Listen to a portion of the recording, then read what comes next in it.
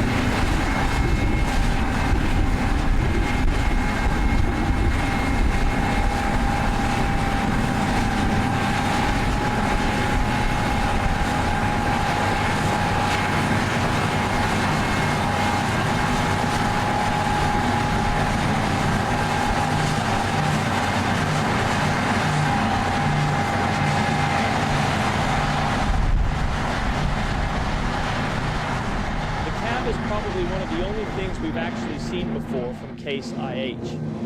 Because a lot on this combine harvester has been completely changed. We see this, for example, when we open the side panels.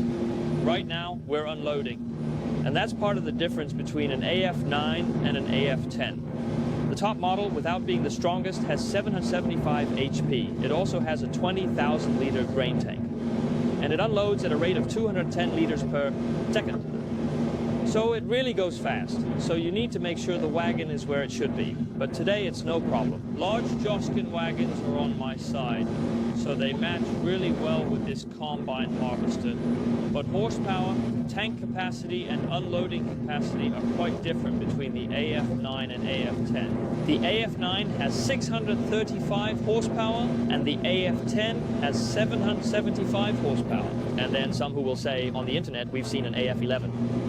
That's correct. It's the same machine as the 10. The 11 is exclusively for the North American market. It's a machine with two rotors, and the AF9 and 10, they have, you could say, well-known axial flow single rotor principle, but we will take a closer look at that in a bit.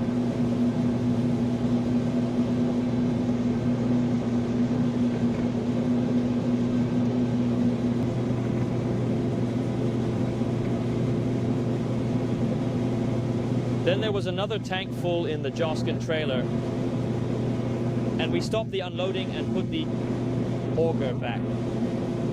Now, I did say earlier that the cabin is one of the only things we've seen before from Case IH, and that might not be entirely true. In general, the cabin is the one we know from Case IH. The frame itself, and it's partly the right armrest and the screen as well. At Agritechnica in Hanover, Germany in 2023, the new 260 and 160 series become this new AFS 1200 terminal, this 12-inch terminal at the end of the right armrest. It's also here in the new AF series. The layout changes a bit because we have a 2 sieve systems in the machine. We'll go out and take a closer look at that in a bit. Otherwise, there is a nice view of the 50-foot MacDon header. It's limited how much I've driven with a 50-foot header. And when you sit in the driver's seat, it seems overwhelmingly large. But I must admit, after about an hour in the cabin here, you actually get used to the width quite quickly. Especially when you open up a new field or drive around some trees like over there. You sitting here in the driver's seat, that you can clearly see the side of the header, that it's not hidden behind a terminal or something similar. Something similar, here in the test machine, they've chosen to have 2 AFS 1200 terminals. One is placed here. How smart is this? Fortunately, that can be changed. We might have more to place over here on the side.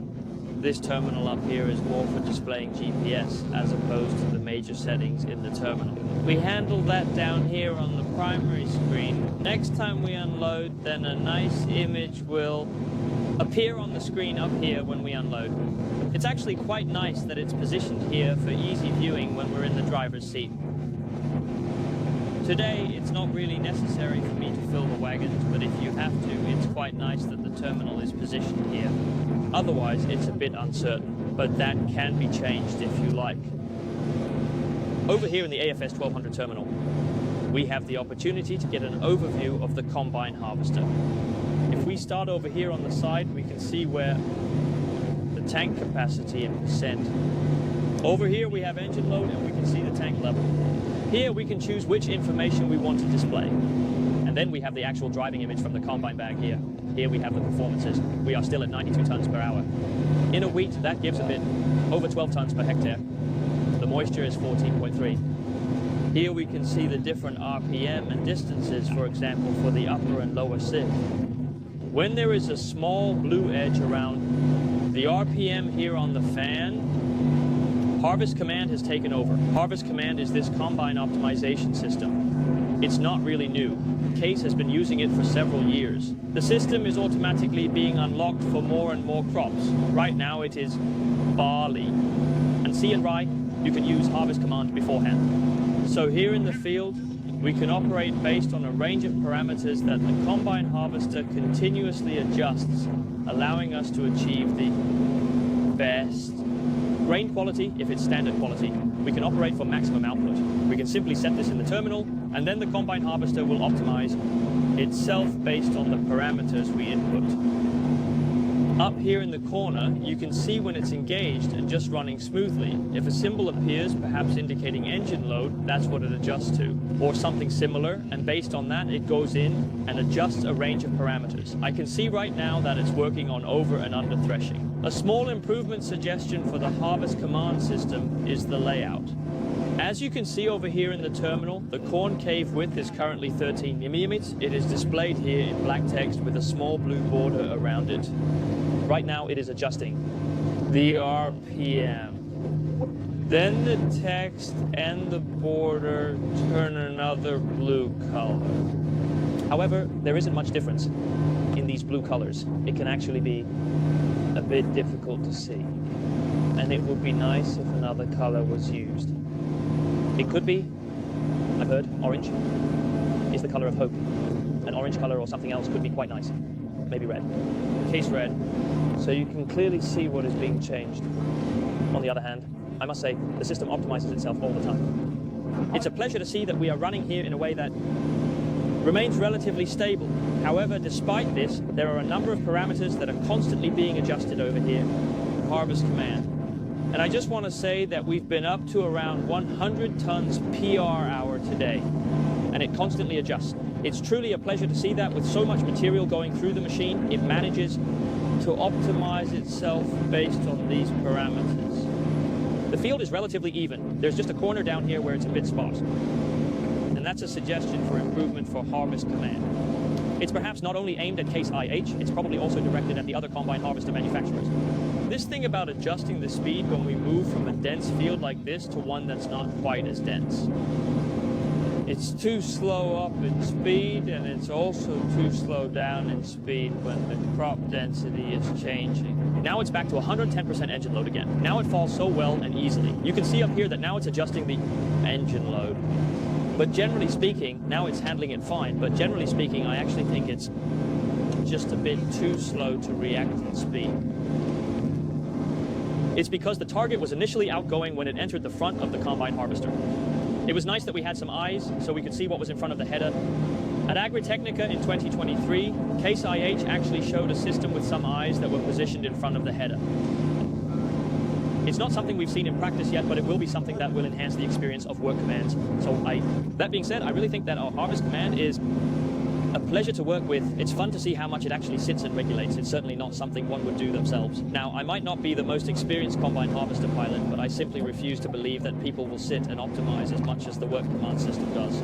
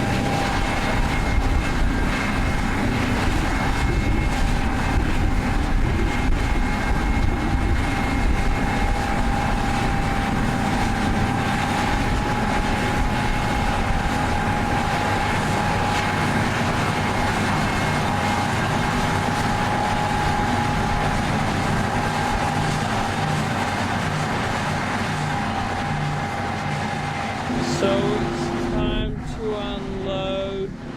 Grain again, to the job. The grain cart pulls up alongside here, and I begin the unloading.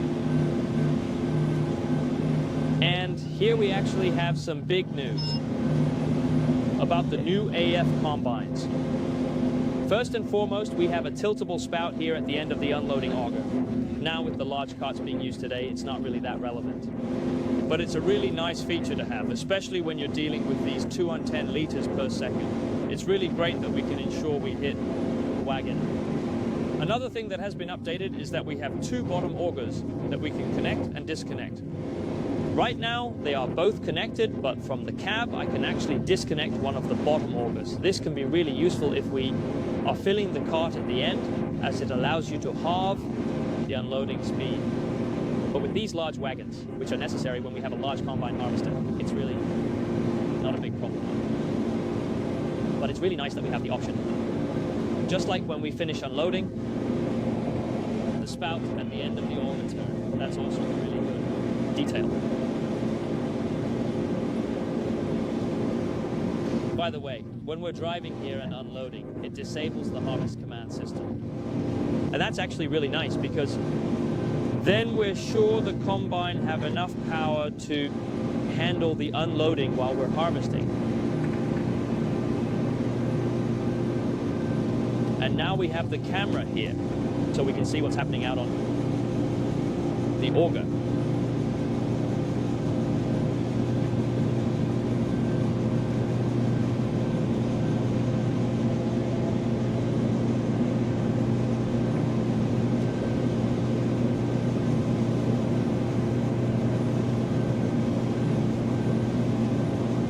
And then another quality of grain is unloading. It doesn't take us long to unload. What actually takes longer is almost the process of starting and stopping. But of course, we also have quite a serious pipe, so it's not something we should rush through at full speed. It's good that it happens slowly and calmly. It takes a cautiously long time for it to come in. But it's going fine. Now we can activate the harvest command again. I'll do that here. Look here. And then it starts to regulate itself. If we take a closer look at the control handle here, there are also a number of new features. We have the unloading auger out here. Here I can toggle the bottom auger on and off. Here we have the harvest command. Here I lower the cutting table. When I hold the shift button at the back, sits here. Then I lift the cutting table when I activate it. Auto steer here. Here we have the header adjust. And here we have the header blade, and then we have all these blue ones. And these blue symbols, that's what happens when we activate the shift button at the back. Up here by lifting and lowering the cutting table. There's the blue one here. It shows that we lift the cutting table. Down here we have the option to trim the GPS. It's a really nice detail. Just try to look up here. If I now hold the shift button and press to the left, then I can see here. Then I have adjusted it. Now we're driving here by ourselves, so it's not a problem. But if we were driving with other workers, driving with a pickup or something similar, it's really nice that we can quickly optimize our lines. A really nice detail, I can say that. Over here on the high armrests, we actually have buttons that remind us of what we know from axial flow. Engagement and disengagement of the combine here, the header. This bottom is for wing speed. Here we have the height of the cutter bar, which we can adjust. Over here we have the concave distance. We have these different blower RPM over and under the sieve, we can go in and adjust manually. We have 4 extensions on the machine, which we sort from. Handbrake, differential lock. Here we have high and low sensitivity in our control lever. Here we have, when we fold the auger for road transport, and we have some lights, and we have choppers, grain tank, and throttle. G1 and G2, I think, so if you're used to driving a case IH axial flow, then you know the setup here. And if you're not used to driving a case IH axial flow, you might be coming from a competing brand that perhaps produces combine in Germany or something similar. You'll always be annoyed that the control lever doesn't work the same way, i.e. lifting and lowering the header. Case IH has actually changed that. You can change that inside the terminal here, how I should use my cutting table. Whether up should be up with the cutting table and down should be down. It is possible for us. Fantastic detail. It's great to have the option, because if you're used to handling combine a certain way and have been doing it for 30 years, you can continue. Even though it hasn't been a case IH, the AFS 1200 terminal itself operates incredibly fast when you click on it. I think maybe some of the versions I've seen until this year have seemed a bit slow. If I just hit over this one, it's incredibly quick to navigate through the different screens. It's a touch terminal, and I would really like it if there was also an option with buttons, screen with buttons, because you can clearly see that you need to press directly on the buttons before they activate. And when we're out in the field and everything is swaying and bouncing, it's nice to have the option of some push buttons here to navigate around the terminal. Suggestion for improvement, because as it is now, it works really well. There are many options from this AFS 1200 terminal when we're on the combine harvester. Some of the different options available here on the new combine harvester, we see them here. It's called procedure calibration. Here we have the new options available on the new AF combine, which we don't have on the other series. For example, we have an automatic release of the feeder, and we also have an automatic release of the feeder and rotor. So that actually means that if the combine gets stuck, we have the option through automation to gently free the rotor. Case IH has always used a CVT gearbox, allowing you to drive both ways. But this is both the rotor, it's a feeder selection, which we will look at later, and it's the feeder chains themselves. It is built with a series of sensors that first move to one side to detect resistance and then to the other side to detect resistance. So the combine gently frees itself. Where back and from where, it's quite a nice detail. We haven't had the opportunity to try it during the test, even though Case IH thought I should try parking the combine, but then I made it worthwhile. I'm quite sure it will work. Another smart thing from here is that you can automatically empty your stone trap, and we can see it right here. Procedures for emptying the stone trap. When I press it, the stone trap opens automatically and knocks 3 times to empty itself. And the combine ensures that when it starts harvesting again, the stone trap is closed. Really, really good detail. Another good detail here on the new AF series is the chopper. We'll go out and take a look at it in just a moment. But the chopper is equipped with an automatic function. This means that regardless of whether we have a crosswind, tailwind or headwind, it will always ensure that with radar technology we have a fully spread image. In this case, where we are operating with a 50-foot header, that is 15 meters, it will ensure to cast out to those 15 meters. Does it work? It actually looks that way. During the test, we tried cutting both with a tailwind and in strong crosswinds. And as you can see in the images here, you can see the two oil engines. One is running at maximum speed, while the other is running at just over half speed. There is extreme crosswind from the left. And you can see in the drone shots here how well it actually distributes the material. I've also been out to look at it, and it actually matches that it is distributed in a vineyard-like manner here. 15-meter working width, and it is actually such that it is rumored at MacDon, where the header comes from, that they are testing with 18 meters, that is 60 foot, specifically on an AF10. It can also be used for that, as it is built for 60-foot header width systems here. And the best part is that we can connect and disconnect the chopper from inside the cabin. Big plus. So I think we'll park me in the combine here and then go out and take a closer look at the many new features on the new AF series. We could start here in the cabin. I did say before that the cabin hasn't changed. It is at least the core of the same cabin as you know it, I can say. And it really doesn't matter because the new AF series has a fantastic cabin. First and foremost, you sit incredibly well in the seat. And actually the seat has been updated and now offers cooling, heating and massage options. And I must say the massage function is really good in the new driver's seat. Otherwise there's plenty of storage space around the driver, both over here to the right of the driver and over here to the left of the driver. And down here, my camera, phone. And similar items, we have the passenger seat, and there we have the cooler box. And just take note of a cooler box. It's a real cooler box. A cooler box that can be taken out of the combine harvester. It's truly a nice detail. The only thing missing, before I mentioned it, is that with these cooler boxes, it would be nice if you could pull out a drawer here. For when you have a co-pilot with you, it's always then that you need to grab some water or food or something similar. You could say that Case has somewhat improved this by having a cooler up here. It's just not always cool because it runs through the air conditioning. So that means if we now harvest corn on that winter evening, we probably have the heat on. So it gets warm what we have up here. Down here, this is a real cooler box and it can be taken out and it's really, really good. The last thing, it would be great if you could just pull. Otherwise, there's a fantastic noise-free cabin here in the new AF series. And it's such that now I've actually gone out to drive a Case IH axial flow 9250 the other evening.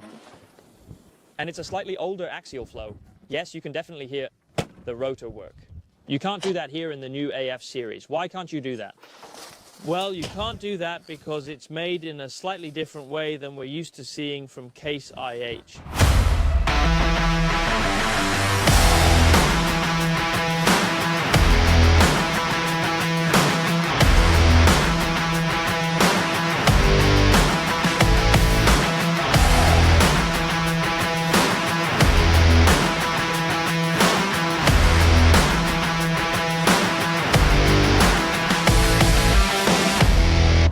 The new AF series is an add-on to the existing 260 and 160 has become a bit longer. It has always been relaxed because it was an ultra-short machine. It still is, actually.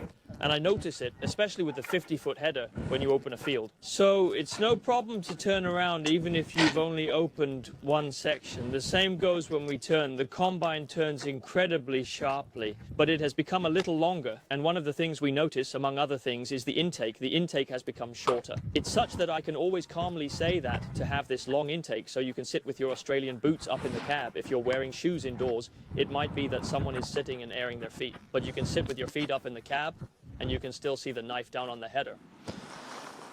You can actually still do that. Why has the intake become shorter? It's partly due to the total length, but it's also because of the weight distribution. This combine harvester is designed for incredibly heavy, large headers. And so, of course, it's important to get the header closer to the combine harvester, so that's one of the reasons why the intake has been made shorter. I think we should try to open the side panel on the combine harvester. Before we do that, I just want to open this black cabinet down here because this is where the toolbox is hidden.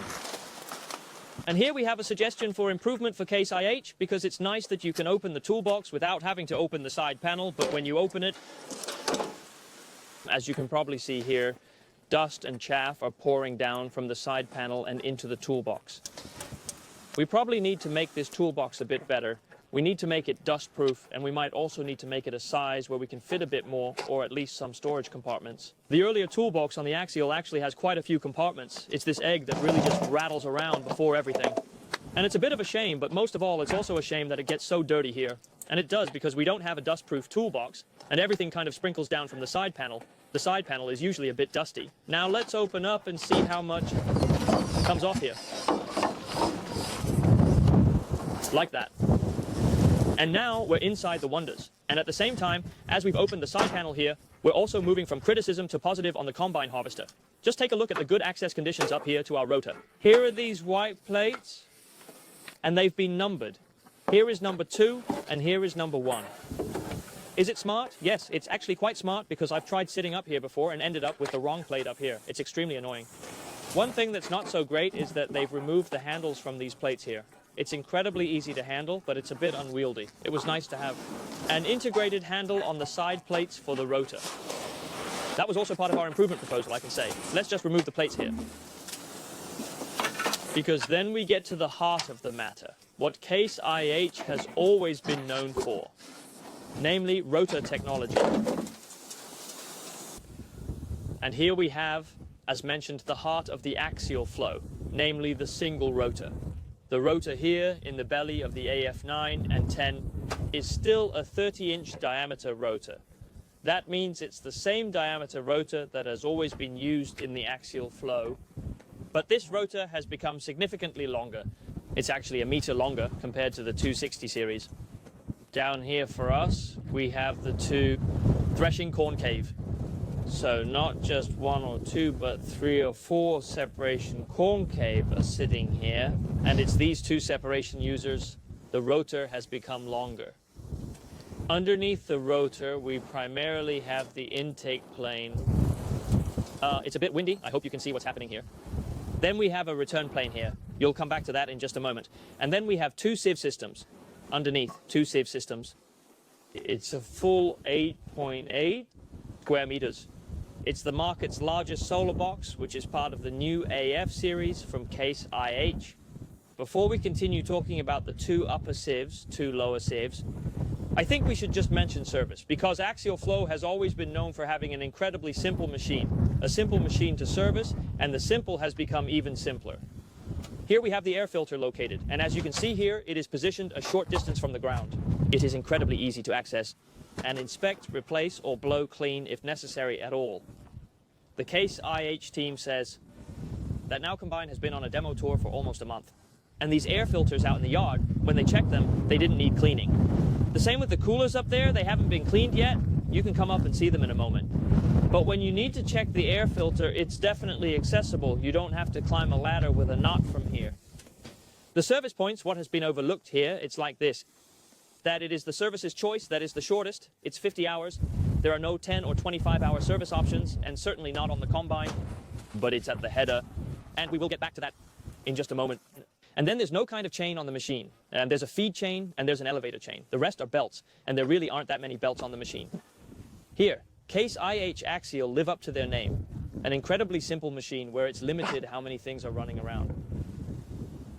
We move around to the back of the machine here. Here we have a small box where we can electronically lift the cutter. And you can see here that the cutter is quite unique. It has these radar symbols, and that's because the cutter here, it operates based on a radar and creates the spread. And this means it can compensate for wind, as you saw earlier in the video. Now we can just move up a bit, so more space. And this also makes it easier to see how the chopper is built. You can see here as it moves up that there are 5 blades in the rotor. And that's quite a lot for a chopper, but it's simply because it needs to be able to throw the material a bit further than the 15 meters we're working with today. 7.5 meters to each side. So, earlier on the axial flow, you could pull the chopper out to the side. Now it moves up electronically. It might take a little longer, but the service access is 100 times better here. You can see here that we have the 2 oil engines here. which don't appear connected but are running in separate circuits, and that's what allows you to control the pumps individually. It's a Danfoss pump mounted on the machine, and there's also a Linac motor. The cutter is operated with the Linac motor. These are two Danish companies providing components here for the axial flow. Fantastic. Well, let's try to go in here. Before we go in, let's just turn on the work light we have available. It here, light comes in, we crawl in here. And then I just have to see a ballroom that's in here. Just look at the sieve systems, 8.8 square meters. What we're looking at here are the two upper sieve. The lower sieve are underneath. So there are two of everything. There are two upper sieve and two lower sieve. There's only one blower. And what we can see here are the two upper sieve. It's such that out here on the side, we can see these gray eyes sitting here and sitting over there. There are four of them on the machine, two here on the rear upper sieve, two on the front upper sieve, and they also sit on the lower sieve underneath. And what do? Well, they help make this harvest command work. They sit and measure the pressure differences across the sieve. These sensors measure the pressure distribution on the sieve box. That is how the distribution is on the right side versus the left side. And beyond that, the tasker itself makes changes. It also measures the difference in air pressure between the upper and lower sieve. And in that way, it tells something about the waste on the combine. And that leads me to the indicators in the cabin, because for the sake of good order, let's just take them. Farthest to the right, yes, there we have rotor waste. Then there are broken kernels. Next we have the MOX sensor, grain cam. Then we have return material. Then we sieve on the right and left sides, and farthest to the right, yes, it shows the pressure conditions between the upper and lower sieve. And then comes the big question. How does it then change the distribution of material when it detects that there is too much material on one side compared to the other side? Well, it does. Not with a self-correcting sieve box, but with one we can indeed call a forced-correcting sieve box. Over here on the right side of the machine, we just open the side. There is indeed a well-tested system from Axial Flow.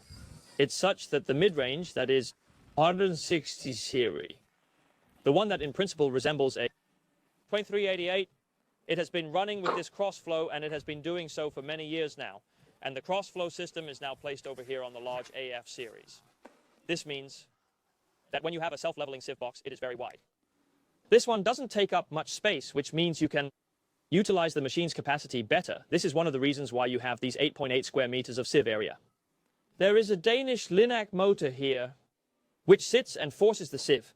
It works in such a way that when it detects there is too much material on the right side of the machine, the right side of the sieve, it will allow you to force material over to the left side. And it does this simply by twisting the sieve. And as you can see in the video here, it shows how much these arms actually work. It's really hard to see when we're driving. We have tricked the system, tricked the sensor, and that's why we can see here in the clip how much these arms are actually working. And it's quite a brilliant system that I would say relatively simply allows you to create a self-correcting sieve throw. It's not self-correcting, but it is force-correcting.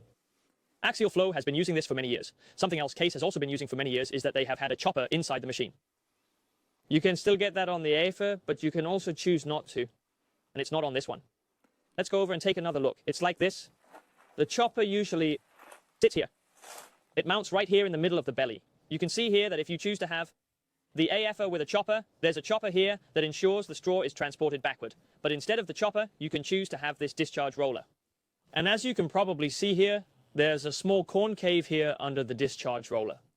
And this concave ensures that any remaining grain from the straw is taken and it falls onto this plastic, that is, this return plan, which we just saw on the left side of the machine. And this return plan, it actually goes and possibly delivers the grain onto the approach plan, and then they come over the suns, and hopefully I retrieve the grain in the tank. This one, guide roller here in the back ensures that the straw is driven. So the straw comes around and down here along the edge. It's thrown up here. You can see there's also a bit of paint peeling here. And then they either go into the chopper or directly onto the ground from the chopper. It's so easily mounted here. So you can choose to have the AF series mounted at the chopper. In the middle, which Case IH has been using for many years, or here, and from there it can throw the material down here into the spreader here at the back. or the spreading plates here at the back, which then ensure that the material is distributed over these 15 meters that we are working with today. It's impressive to see how well it actually distributes the material despite the crosswind. So this system, it works. And perhaps one of the things Case IH has been criticized for in the past is that they couldn't distribute half properly in full spread mode. They can certainly do that with this system. It looks really good, Case IH. Another thing that has also changed on the new axial flow is the access to the engine compartment.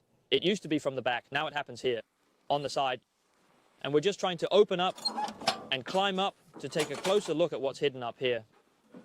When we come up here to the top of the combine harvester, we are greeted with quite a special sight, for here sits the engine and gearbox. As you can see here, the engine is not positioned horizontally. It's angled, roughly in the same alignment as the rotor. And then one might wonder how to check the engine oil, which, by the way, is done here, how the oil pan can retain the oil. But that's just one of the things that Fiat powertrain engineers are good at. They are great at developing engine technologies, and they have certainly done so by placing an engine here with 15 to 20 degrees on the screw. The engine here in the AF10 is a 16-litre FPT engine with 775 horsepower. In the AF9, we have a 13-litre FPT engine with 635 horsepower. It is also the only difference up here, because otherwise all other components are completely identical, whether it's an AF9 or 10. Here where we are standing, there is easy access to fill up with AdBlue, to refuel with diesel, and to check the hydraulics. Behind here, there is a massive transmission, as you can probably see. Here is the gearbox, and this is where all the power from the engine is collected. And here is the drive motor at the back. And right here, just down here behind, you can just glimpse the CVT transmission, the one that drives the rotor. And it is angled and has a direct drive down to the rotor. It's nothing new that there is a CVT gearbox on an axial flow. What is new, as I explained before, is that it can free itself quite automatically. Out here on the side, there is also the option to get an extra CVT gearbox. Here, the drive is connected directly to the header. It goes straight down here, and right now, there is an oil motor here that can adjust the drive. But you also have the option to get a CVT. What would you use it for? You can use it, for instance, if you have a corn header where you want to change the speed of the header. So it is possible to do that with a CVT transmission as well. It is not chosen on this machine here, and as Case IH in Denmark explains, it is probably not something that will become relevant in... It's not entirely free either. So here are some money to save. But here, there is indeed an opportunity to save 100,000 DKK. And it's certain that if you end up driving with a MacDon header and you pick up, you'll never ever use a CVT transmission here on the drive down to the header. Before we try to hold up in the grain tank and take a closer look at it, I just want to show the coolers. They are located here and placed at the front. Firstly, the engines are slanted inward towards the tank and the coolers are slanted away from the tank. Everything is slightly slanted up here. As you can see here, there are 3 wings inside. One here, and one in here. And now we can just try to open up to the coolers, because you know what? Tell me they've probably cleaned this one on the engine. We'll just open here. As you can see here, we have a fantastic clean cooling package. Today, as we've been driving here, you can probably sense that it's quite windy. It's been like that all day, so dust and chaff have been blowing around the combine harvester. There's absolutely nothing here. There's not much in the engine either. It's really limited. So you have to say, the engineers have truly managed to build combine harvesters that perform and even stay clean. It's quite impressive. I must say, we're climbing up here into the large grain tank. 20,000 litres here on the AF10. 16,000 litres on the AF9. And one might wish perhaps that if you have to go down into the tank, there was a door we could open here or something. And there actually has been. Maybe you've seen a film here on Agri Tech Media YouTube channel with the AF9, which was driven in Denmark in 2024. Over the past year, we found out that this door here is something people forget to close and then everything gets wrecked. So to avoid that, they've simply removed the door. And that means there are steps up here in the tank that we can use when we need to go down into the tank.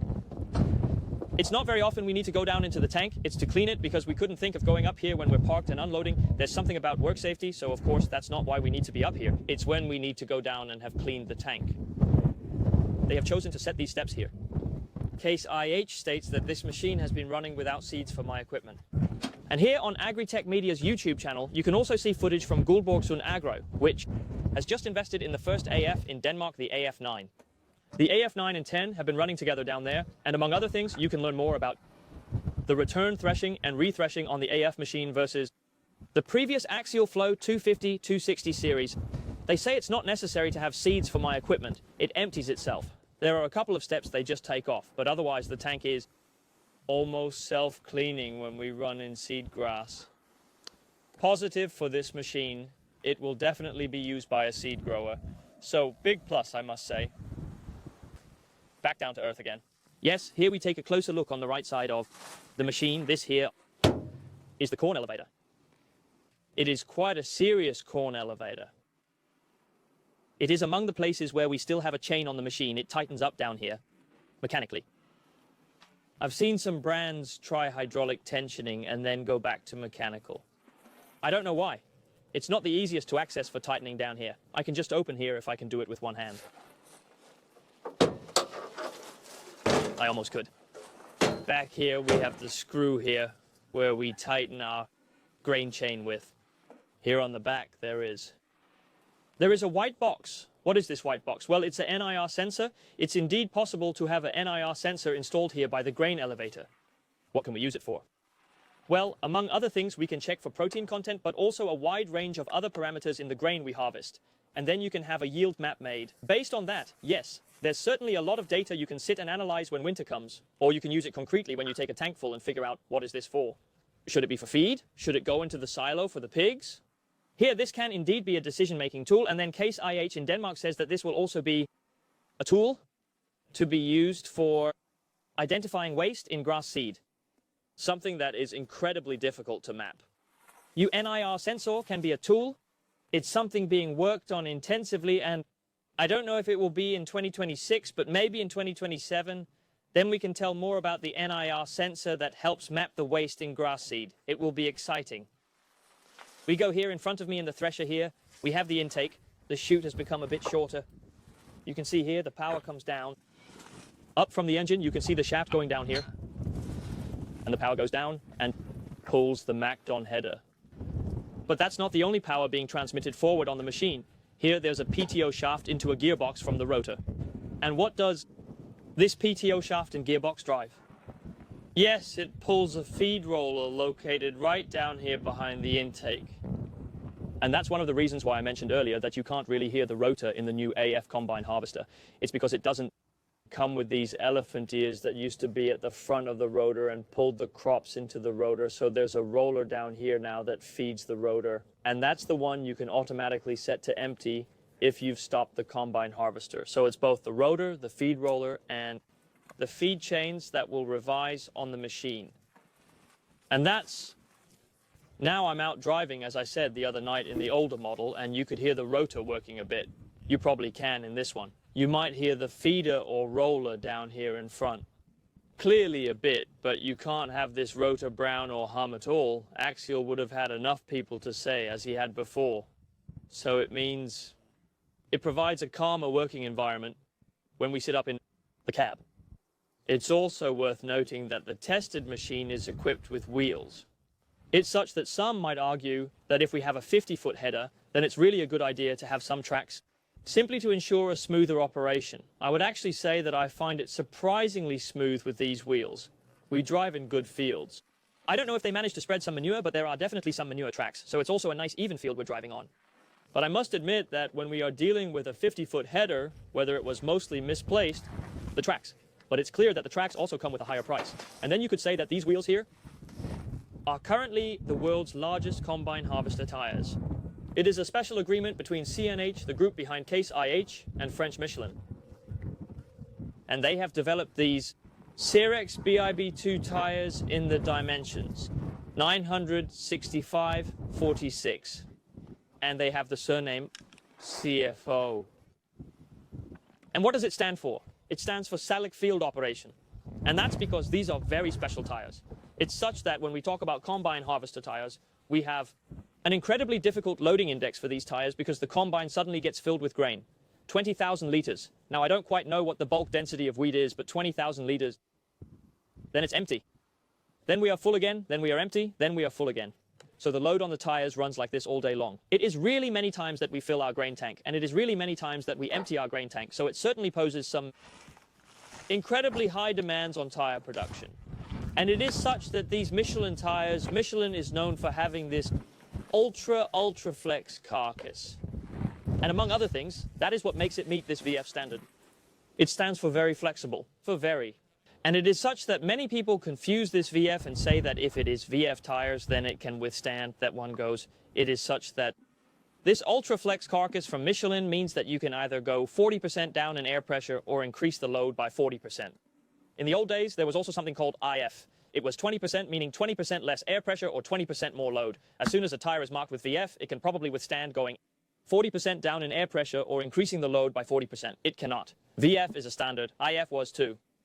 This means that if it meets a VF standard, it doesn't necessarily mean you can significantly reduce air pressure or increase the load, but with Michelin's Ultraflex casing, you can. And I'm really excited to see how these combines perform after a year on the field. Now, you could say that CNH has tested these combines for several years, both in terms of tracks and tires, so it seems like it can be done.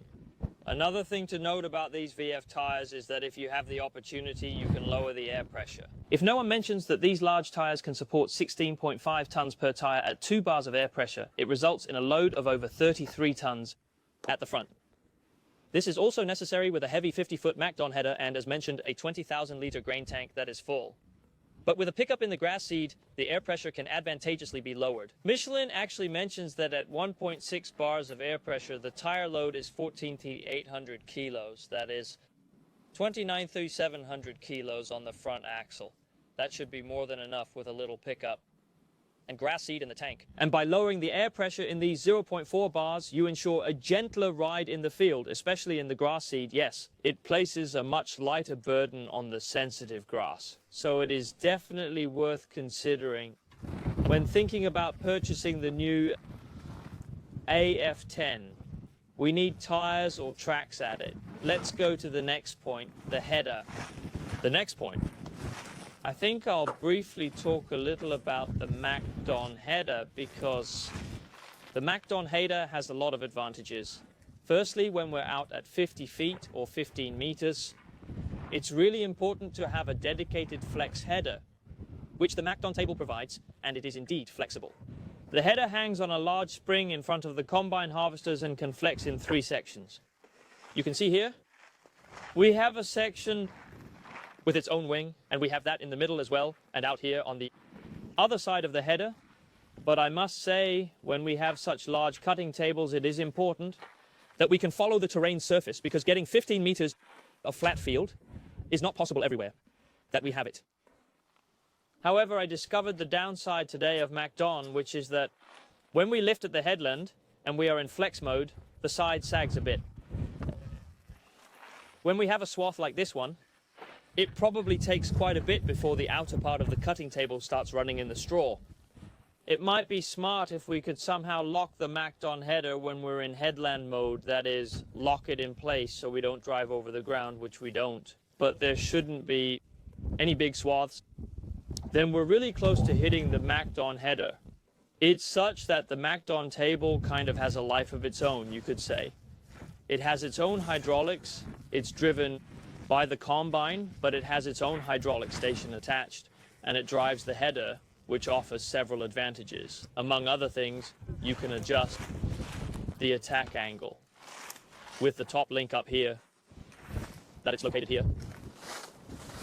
That's where you adjust the attack angles.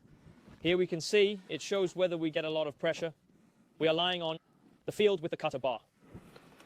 And here we have these flex handles, which are unlocked, so we flex with the header. It is a header that really follows the surface. And in the old days on Generation 1, this is Generation 2 of the flex cutter bar from MacDon. We had these real Canadian wheels that ran here as American set. Now we have these counterbody wheels out here on the sides, which we can run on, but we can also run on drag screws on the header. The only anchor I have, and I would like to see updated, especially when we are here at CNH, is that it gets updated, especially when we are here at CNH. It is such that There's a Case IH FD250 here by the MacDon table, and that's because the MacDon table has made a collaboration agreement with CNH, which applies to both the MacDon and CNH. So when you buy a Case IH, you can also get the MacDon header with it.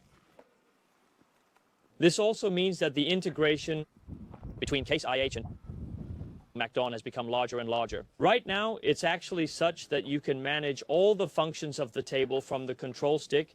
You can adjust the speed in the terminal, and you don't need a pedal at the bottom or a small dial you have to turn. Everything is integrated. There's just one thing that isn't integrated, and that's when we hit the laying crops.